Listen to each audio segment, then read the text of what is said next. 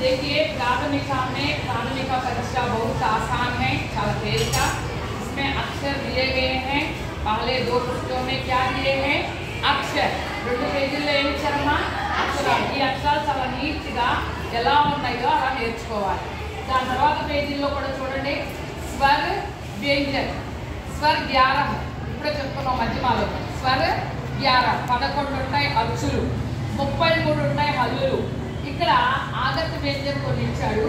ఆగత్ వ్యంజన్ తర్వాత ఇంకా ఇందులో సంయుక్తాక్షర పదాలు కూడా ఉంటాయి, అక్షరాలు కూడా ఉంటాయి అన్నమాట.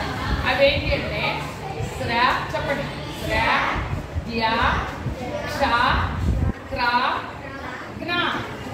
ఇవి సంయుక్తాక్షర అక్షరాలు అంటారు. ఏమంటారమ్మా? సంయుక్తాక్షరాలు. దీని తర్వాత అభ్యాస్ 1 देखिए, అభ్యాస్ 1. ఇందులో ఒకసారి ఇది మీకు అర్థం లేని పదాలు కూడా ఇచ్చారు, ఎందుకంటే మీరు చదవడం వస్తుందా రాదా అని. చదువుతారా? ఒకసారి నేను చదువుతూ ఉంటాను, చూసుకోండి మరి. అబ్, ఉట్, ఐన్, కల్, చల్, తల్. నెక్స్ట్ మీరు చదవండి. తల్,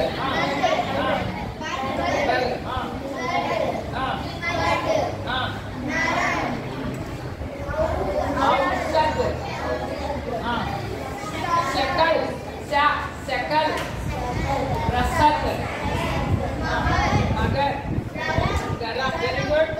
यहाँ ये शब्द है, देखिए, मसनद, गड़बड़, नटखट, मरहम, सरपट, उपवन, अनमन, गणपत, सरहद, चटपट.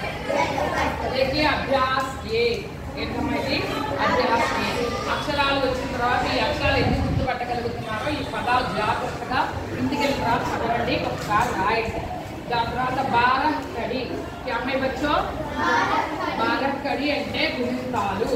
చూడండి హిందీలో గుణింతాలు ఎలా ఉంటాయో. ముందు ఇక్కడ చూడండి మాత్రలు ఇచ్చారు. ये क्या है? मात्राएं हैं.